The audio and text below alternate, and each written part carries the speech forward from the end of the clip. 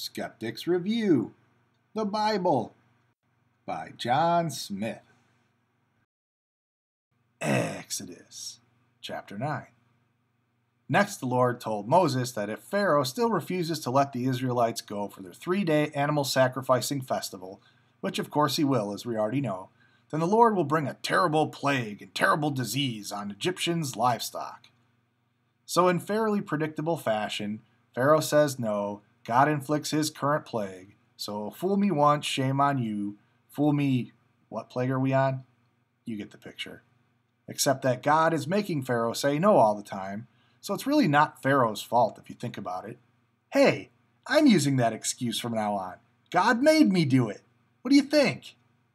Next, God tells Moses to throw ashes in the air in front of Pharaoh, and it produces boils and open sores on all the Egyptians and their animals. Didn't God just kill all the animals in the previous plague? I'm confused. Even all of the wizards and wise men had boils and sores all over their bodies. Even level 16 wise man Nikola Tesla. Then God tells Moses to go to the king again and tell him that God will not just punish the Egyptians, but Pharaoh as well, so that all may know there is no one like me in all the world, God pontificates. I have let Pharaoh live so that my fame will spread all over the whole world. God works in mysterious ways? Meh, not so much. So God threatens Pharaoh, whose heart he keeps hardening, with hail. He tells Moses, oh, Moses actually gets to perform some miracling now? He tells Moses to raise his hands in the air, and the hail will come down, and lightning. It was the worst storm Egypt had ever known in all of its history. Pharaoh calls the Levite brothers, whose mother was their father's auntie, and tells them to pray for him to make this hail go away. Moses says, only if you give the Lord Yahweh his PR that he wants and admit that the whole earth belongs to him. I bet you can't guess what happens. Pharaoh's heart hardens again, and just as the Lord had foretold through Moses, since God had taken Pharaoh's free will to do terrible things for his own PR, the king would not let the Israelites go. Exodus, chapter 10. The Lord says to Moses, I have hardened Pharaoh's heart and the hearts of his officials yet again, so that I may perform miracles and signs among them. Hey minions, Satan here. I just wanted to step in and remind you all that none of this is my fault. I'm not even in this book until Job-ish, sort of. Thanks for clearing that up for us, Satan. So as we've been saying a bunch of times, I, God, made Pharaoh stubborn to do signs and miracles so that all will know I am the Lord.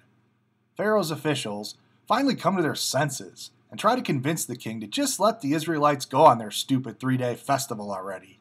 Egypt is ruined with all these plagues from this insane God, Lord Yahweh of theirs.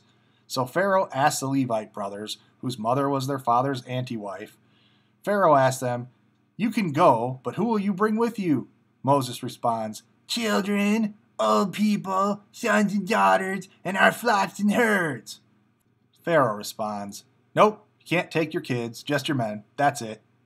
So God tells Moses to raise his hands, and the east wind blew and brought locusts, and the swarm of locusts ate every green thing left in Egypt. Yet again, Pharaoh calls Moses and Aaron before him to pray to Lord Yahweh to get rid of the locusts. So the west wind blew all of the locusts into the Gulf of the Suez. Where did the east wind blow them in from anyway? But Pharaoh was stubborn again, unsurprisingly, and would not let the people go. Bet you didn't see that one coming. Then God told Moses to raise his hands to the sky to bring darkness all over the land of Egypt, except of course the Israelites, who had light where they were living. So the Egyptians didn't have candles and the Israelites did? Or did God magically make it so the Egyptians couldn't light their candles? The Bible doesn't say. So Pharaoh calls Moses before him again and says, your women and children can go with you on the 3-day festival, but not your livestock. So Moses nibbles some more and makes up some story about how they need to bring the livestock because Lord Yahweh is fickle and won't decide until the last possible instant what animals he wants for his sacrifice, and so if the Israelites can't bring their animals, then the Egyptians have to provide them with some. But Pharaoh was made stubborn again and told Moses to get out of his sight. If I see your snivelly, whiny, ugly mug again, I will have you killed. Moses slinks off. You'll never see me again, mean old Pharaoh. You've really made Lord Yahweh mad this time. Or is it all just a part of God's master plan of working in mysterious ways? If you don't know by now, there's just no help for you. Factoid.